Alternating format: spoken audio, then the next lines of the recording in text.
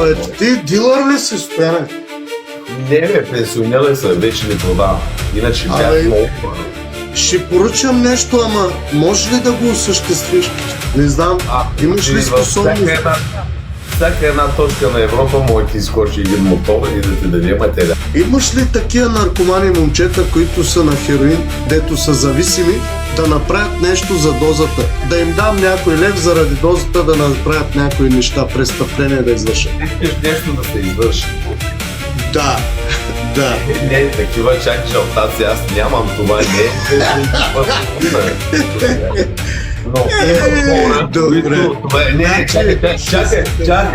чакай, да обясня. Има хора, които обичат професията си и искат да се я бачкат. Когато има лев, професионалисти отиват и свършват работата. Али, брати, това го има. Педали има за оправяне по целия свят.